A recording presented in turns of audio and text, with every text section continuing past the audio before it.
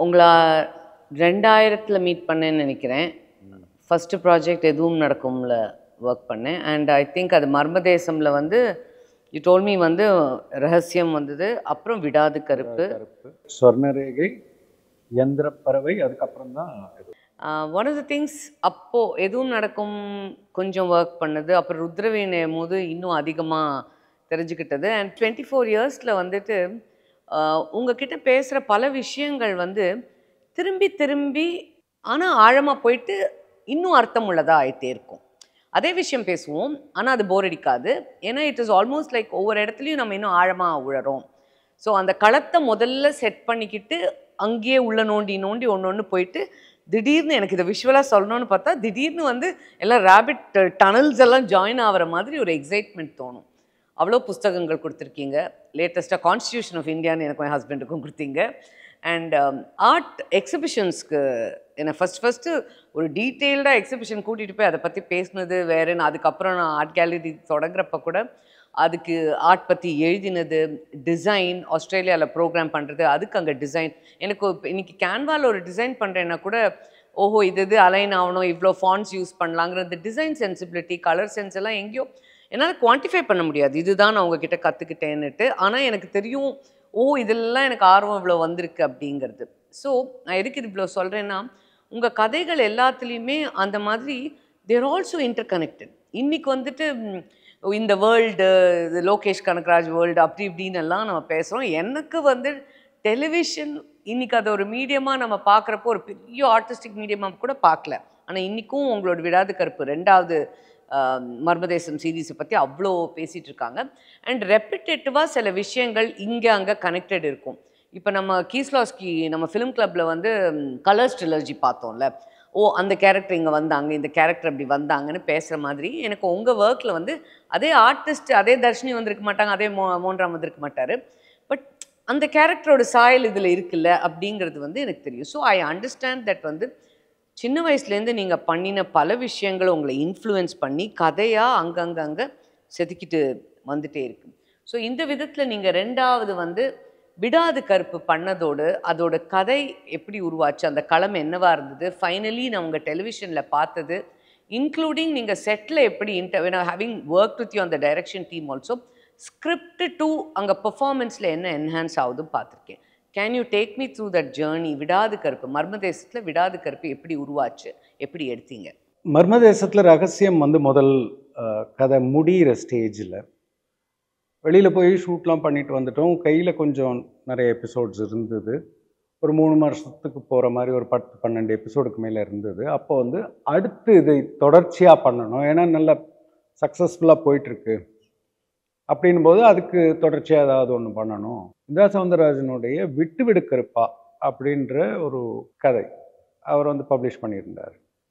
இது களம் நல்லா இருக்குது, இதை யூஸ் பண்ணலாம் அப்படின்னு சொல்லி நான் சஜஸ்ட் பண்ணேன். சரின்னு சந்துரு, கைலாசம் 2 பேரும் அதெல்லாம் படிச்சுட்டு பண்ணலாம் அப்படின்னு வரும்போது இந்திரா கூப்பிட்டு திரும்பி பேசினோம். திரும்பவும் இதே தான், அவருடைய கதைகள் வந்து சின்னதாக இருக்கும், டெலிவிஷனுக்கு பத்தாது.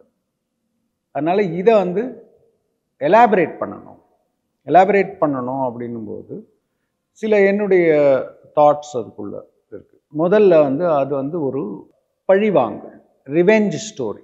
அது அவர் எழுதியிருந்தது களம், நல்ல களம், ஆனால் ரிவெஞ்ச் ஸ்டோரி. அவர் போயிட்டு முடிச்சுடுவார். அது ஒரிஜினல் கதையை படிச்சிங்கன்னா தெரியும். அதில் வந்து அந்த வாத்தியார் கேரக்டர் ஒன்று பூவிலங்கு மோகன் பண்ணியிருப்பார். அந்த கேரக்டர் வந்து இலங்கையிலேருந்து வந்து அவன் பழி வாங்குறான், அவனுடைய குடும்பத்தை வந்து சிதைச்ச இந்த குடும்பத்தை பழி வாங்கிறதுக்கு கருப்புசாமி அப்படின்ற மாதிரி ஒரு போர்வையில் அவன் சில விஷயங்கள் பண்ணிகிட்ருக்கான் அப்படின்றதோட முடியும். இது எனக்கு பத்தலை. இது வந்து சீக்கிரமாக கெஸ் பண்ணிடலாம். ஓகே, அதுவும் இல்லாமல் எனக்கு வந்து ஒரு சுவை இல்லை.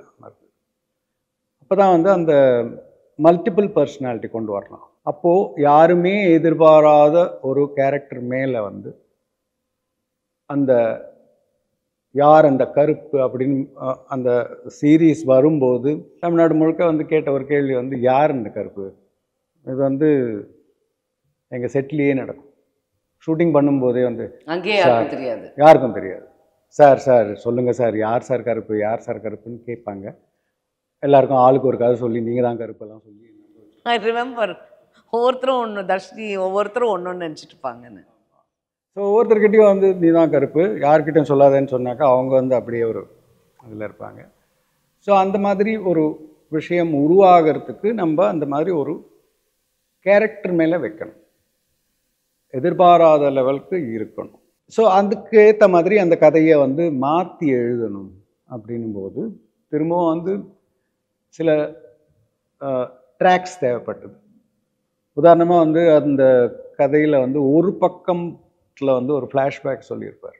என்ன நடந்தது முன்னாடி அந்த பரந்தாம நாயக்கருக்கு வந்து என்ன இந்த குடும்பம் பண்ணியது அப்படின்றதுக்கு அந்த பாட்டி கேரக்டர் வந்து ஒரு பக்கத்தில் வரும். இப்படி ஒரு பாட்டி இருந்தாங்க, அவங்க இந்த மாதிரிலாம் பண்ணாங்க, அதனால தான் பழி வாங்க வந்திருக்கான் அப்படின்னு வரும். இந்த ஃப்ளாஷ்பேக்கை சொல்கிறதுக்காக அந்த ஒரு பக்கத்து விஷயத்தை வந்து தான் பெருசாக்கி அன்றுன்னு ஒரு போர்ஷன் வச்சு புக்கில் கிடையாது, புக்கில் இருக்காது. புக்கில் வந்து அன்று வராது. இது இந்த ஃபார்மேட் வந்து அவர் வந்து 5 வழி 3 வாசல் அப்படின்னு ஒரு கதை எழுதியிருக்கார் இந்திரா சவுந்தரராஜன். அதில் அன்று இன்றுன்னு சொல்லி ஒரு ஹிஸ்டாரிக்கல் போர்ஷன் ஒரு கரண்ட்லி நடக்கிறது அப்படி வச்சுருந்தார். இந்த ஃபார்மேட்டை வந்து அவர்கிட்ட சொல்லி இது யூஸ் பண்ணிக்கலாம். அதே மாதிரி அன்று இன்று நீங்கள் போடுவோம். இது ஹிஸ்ட்ரிலாம் ஒன்றும் இல்லை, லைக் இன்னும் ஒரு கேரக்டருடைய இளம் பிராயத்தில் இது நடந்ததை வச்சு லைக் இன்னும் அந்த பழைய கதைகள் அதை பிளாக் அண்ட் ஒயிட்ல ட்ரீட் பண்ணி அதை வந்து எடுத்துடலாம் அப்படின்னு சொல்லி நம்ம இது பண்ணிட்டு, அப்போது வந்து லெங்க்த்து பத்தாது அப்படின்னும் போது I brought in this thing of like இன்னும் அந்த நந்தான்ற கேரக்டருடைய ட்ராக். அதில் வந்து இந்த கல்கி அவதாரம் இந்த விஷயங்கள் எல்லாம் வரும். மோகன்ராம் கேரக்டர் அது வந்து கதையில் பார்த்தீங்கன்னாக்கா நந்தா, டாக்டர் நந்தா அப்படின்னு ஒரு சின்னதாக மென்ஷன் ஆகிட்டு போயிட்டுருக்கும், இன்னும் பெருசாக அது இருக்காது. ஓகே, இவங்க சிட்டியில் இருக்கும்போது டாக்டர் நந்தான்றவர் சீஃபு, அவருக்கு வந்து இவங்களுடைய காதல் தெரியும் அப்படின்ற மாதிரி ஏதோ ஒன்று வரும். அந்த கேரக்டரை கொண்டு வரலாம், பெருசாக்கலாம் அப்படின்னு சொல்லி அந்த வாள் ஒன்று கொண்டு வந்து அதனுடைய ட்ராவல் ஒன்று வச்சு அந்த வாளுடைய முடிவு, நந்தாவோட முடிவு, அது தொடர்வது அப்படின்னு ஒரு விஷயத்தை வந்து ட்ராக்காக கொண்டு வந்தோம். அது சொன்ன பிறகு தான் அதை எழுதினோம். அந்த கதை கொண்டு போய் ஒரு ஒரு ஒரு லெவலில் வந்து வெறும் ஒரு கிராமத்தில் நடக்கக்கூடிய கிராம தேவதை பின்புலம் இருந்ததை கொஞ்சம் கொண்டு போயிட்டு நம்ம வந்து ஒரு இந்து மித்தாலஜியில் வைக்க முடியுமா, இந்த கல்கி அவதாரங்கள் அதை பற்றிலாம் பேசுகிறாங்களா, அதை கொண்டு வந்து வைக்க முடியுமா அப்படின்றது தான் அந்த டைப் ஆச்சு. நீங்கள் இன்டர்பிரட் பண்ணுற வேர்ல்டில் இந்த அமானுஷங்கிற எலிமெண்ட்டை மட்டும் வச்சுட்டு, ஃபார் எக்ஸாம்பிள் இன்னைக்கு பசங்களுக்கு the story still holding good, that's one of the reasons. And என்ன மாதிரி ஆட்களுக்கே வந்து தெய்வ நம்பிக்கை இருக்கலாம், பட் ஃபுல்லாமே ஒரு ரீசன் சொல்லாமல் எல்லாமே ரிச்சுவலிஸ்டிக்காக பண்ணிட்டு இருந்தா அதில் அர்த்தமே இல்லைன்னு தோணும். உங்கள் ஒர்க்கில் வந்து ஓ இதுவும் இருக்கலாம் இதுவும் இருக்கலாம்னு ஒரு சயின்ஸை நீங்கள் கொண்டு வரீங்க உங்கள் ஃபிசிக்ஸ் பேக்ரவுண்ட் வச்சுட்டு. So many things come in. I think that's what is made it stand. இவ்வளோ காலமாக அது இருந்துட்டு இருக்கலாங்கிறது இன்ட்ரெஸ்டிங்காக இருக்குது. ஸோ அண்ட் ஐ ரிமெம்பர் இது நான் வந்து நான் அப்போ வந்துட்டு ஒரு நியூலி மேரிட் கேர்ளாக வந்து ஒரு குழந்தையோடலாம் இருக்கிறப்போ ஐ ரிமெம்பர் நான் விடாது கருப்பெல்லாம் பார்த்துட்டு குழந்தைக்கு சாப்பாடு ஊட்டிகிட்டு இருப்பேன். I think your shooting, we were next Mohanram's house, your shooting there. டிவியில் போய் பார்த்துட்டு அப்போ தான் எனக்கு நல்லா ஞாபகம் இருக்குது. ஏன்னா இதெல்லாம் ட்ராமாலாம் நடிச்சிட்டு இருந்தப்போ எனக்கு உங்கள் சீரீஸ் பார்த்து தான் ஃபஸ்ட் டைம் ஏன் நடிக்கக்கூடாதுங்கிற எண்ணம் நல்லா வந்தது எனக்கு. நல்லா ஞாபகம் இருக்குது. பக்கத்து வீட்டில் தான் ஷூட்டிங்கில் இருந்தீங்க. How the world brings so many things together. And I remember few years later I read ஷெல்டனோட ஒரு புக்கு எப்போ அப்போ படிச்சுட்டு இருந்தேன். I don't remember the period. அதில் வந்து இந்த மல்டிபிள் பர்சனாலிட்டி வரும். அப்புறம் அன்னியன் வந்தப்போ சொல்லிட்டு இருந்தாங்க. ஸோ உங்களுக்கு இந்த மல்டிபிள் பர்சனாலிட்டியை கொண்டு வந்து இந்த கதையில் வைக்கலாங்கிறது, விட்டு கருப்பாங்கிற கதையில் வைக்கலாங்கிறது எந்த நாள் இன்ஃப்ளூயன்சஸ்னாலலாம் அது வந்துச்சு உங்களுக்கு? எனக்கு எப்பவுமே வந்து ஒரு இது மல்டிபிள் பர்சனாலிட்டி நான் ஒன்றும் கண்டுபிடிக்கல. மல்டிபிள் பர்சனாலிட்டின்றது ஏற்கனவே இருக்குது. இந்த காலத்துலேயோ வந்து ஜெக்கில் அண்ட் ஹைட் அண்ட் மணிச்சித்திரத்தாழ் பண்ணியிருந்தாங்க அப்போது முன்னாடி. ஷிட்னி ஷெல்டனுக்கு வந்து அப்புறம் வந்தது. விடாகற்பெல்லாம் முடிஞ்ச பிறகு தான் அது பப்ளிஷ் ஆச்சு. பட் மல்டிபிள் பர்சனாலிட்டின்ற கான்செப்ட் வந்து எப்பவுமே இருந்த ஒரு விஷயம். இது வந்து புதுசு இல்லை. ஓகே, எப்பவுமே வந்து அது நான் விடாகற்பே சொல்லியிருப்பேன். அந்த ராவுத்தர் கேரக்டர் சொல்லும், எப்படி நம்ம புரிஞ்சுக்கிறோன்றது தான். இந்த பேர் ஒன்றா நமக்கு தெரியாமல் இருக்கலாம். மல்டிபிள் பர்சனாலிட்டி அப்படின்றது ஒன்றா ஒரு மெடிக்கல் டேர்ம் மாதிரி இருக்கு. ஓகே, இது வந்து ஏற்கனவே மனிதர்களுக்கு தெரிஞ்ச விஷயம். இதே அவனுக்கு பேய் பிடிச்சிருக்குடா அப்படின்வாங்க. 6 மணி ஆனால் அவன் வேற மாதிரி பேசுவான். அவனுக்கு தண்ணி அடித்தாலே பாதி பேர் அப்படிதான் இல்லையா? அவங்க மறுநாள் காலையில் கேட்டாக்கா என்னடா இப்படியெல்லாம் பேசினேன் அப்படின்னு, அப்படியா நானா அப்படின்வான். ஸோ உள்ளுக்குள்ளே வந்து பல பர்சனாலிட்டிஸ். இன்னைக்கு நார்மலாக டிப்ரெஷனில் பல பெண்களுக்கே அப்படி ஆகுது, கத்துவோம் திடீர்னு இதாரோன்னுட்டு. ஸோ இந்த மல்டிபிள் பர்சனாலிட்டின்றது புதுசு இல்லை. அந்த மல்டிபிள் பர்சனாலிட்டியை வந்து இதில் உபயோகப்படுத்திக்கிட்டாக்கா நமக்கு வந்து கொஞ்சம் ஒரு சுவை கிடைக்கும் அப்படின்னு தோணியதுனால அதை மல்டிபிள் பர்சனாலிட்டி கொண்டு வந்து வச்சோம். சூப்பர். ஸோ விடாது கருப்போட உருவான ஒரு ஒரு பேசிக் இது. உங்களோட ஒவ்வொரு கதை கேட்குறப்போ ஆஹா அந்த லிங்க்ஸ் எல்லாம் பார்க்கறதுக்கு. உங்களோட வேறு ஏதாவது கதைகளில் இந்த மன அழுத்தங்கிறது எப்படி நம்மளை கோப் பண்ணுறதுக்கு அந்த மாதிரி விஷயங்கள் வேறு எதுலையாவது வச்சுருக்கீங்களா?